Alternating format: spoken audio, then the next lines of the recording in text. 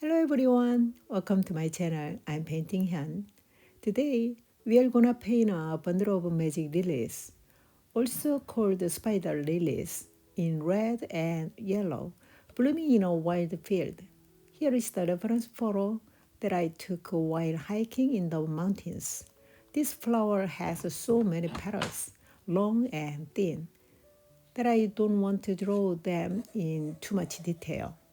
Instead, I will sketch a bunch of flowers in two groups.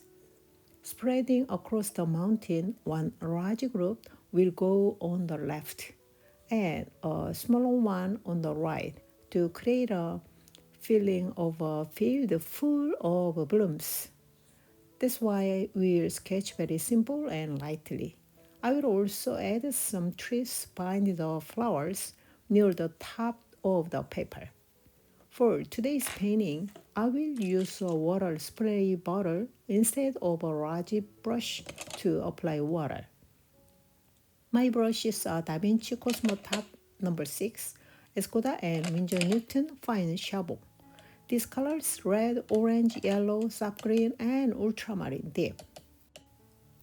Spray water around the flower circles 2 or 3 times. You can also drop water and blend it lightly if you'd like. First, paint the sky with a light blue wash. Blend smoothly, then add a slightly darker blue for the second layer. One interesting thing about this flower is that the flower and leaves never come out together. The leaves appear only after the flowers fade away. That's why they always miss each other. Yeah, interesting story, right? Now let's start with the splatter technique for the flower area. Beginning with red, splash a mix of red and orange into the large circle area. Wow, look at this. It looks fantastic. The colors flow naturally and beautifully. I love this kind of unaffected natural effect, don't you? Now I'm remove some water and paint on there. I used a lot of water, so I just remove some water. On the right side, I will mix yellow into red to make an orange yellow. Spread this using the splatter technique again.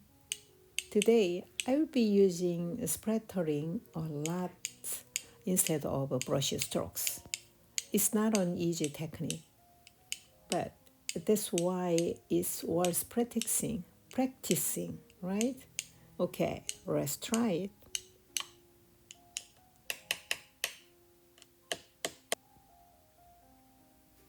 Next, move on to the trees.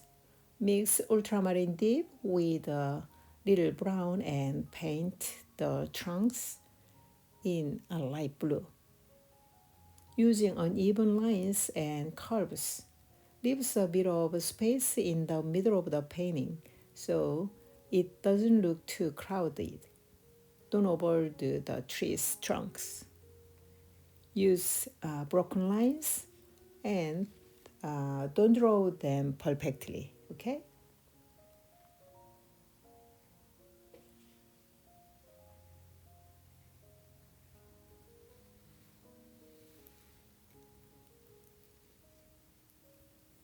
Next, add the second layers of slightly darker blue to the lower part of the trees. If the trunks behind the flower are darker, the flowers in the front will stand out more, creating a three-dimensional effect. Since I added too much water earlier, so let's now pick up the pigment and water with a brush that has less water. Mix orange and red, then splatter more flower color here and there. Add a few splatters of red orange, but this time a little heavy. This will make your flower calm and it will be a second middle value. This is a middle value.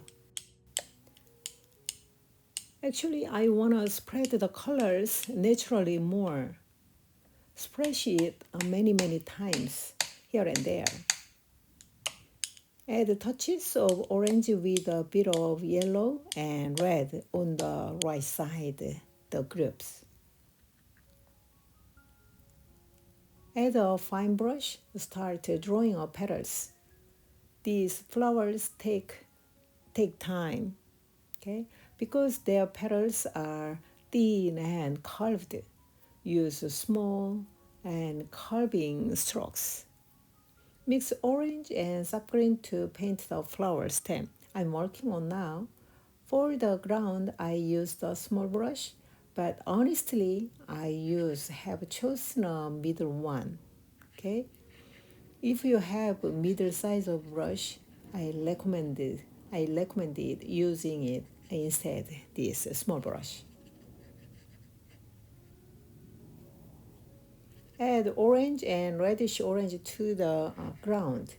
For the ground, let's layer one more wash of green mixed with a touch of orange. This unifies the bottom part and upper flowers. It looks rich. Let's draw the spider lily petals. Each flower has many, so take your time.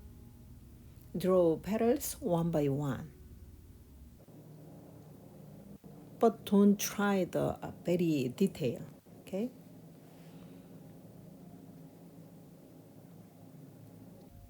Then go back to the flower tops and tap in a lighter orange.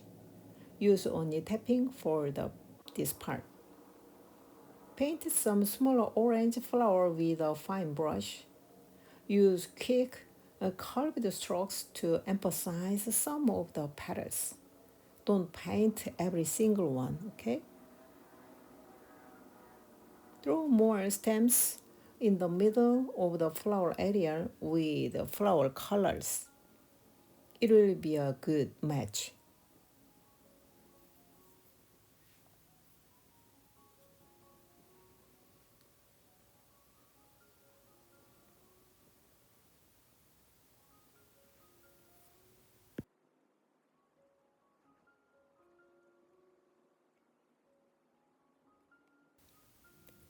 Now I'd like to add a dark green under the flower area.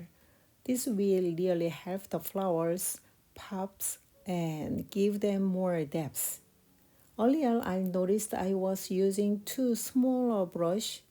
I'm making the same mistake here again. I should use a middle-sized brush for here. But that's okay, it happens.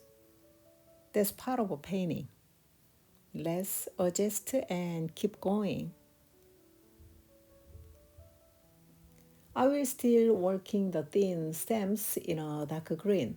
Even just a few shades of dark green make the painting feel a little more interesting and alive.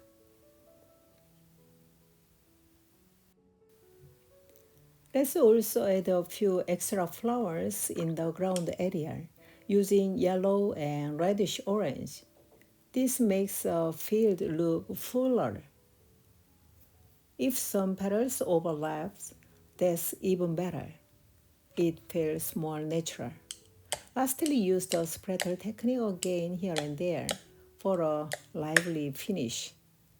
Deepen the darkest greens in the ground for contrast. And if you'd like to do more, go ahead. Don't be afraid to try boldly, okay? Finally, deepen the darkest green light under the main flower group. This contrast will make a better painting. Alright, we are finished with today's painting. I hope you enjoyed creating your own spider lilies. Thank you so much for watching. See you next time. Bye.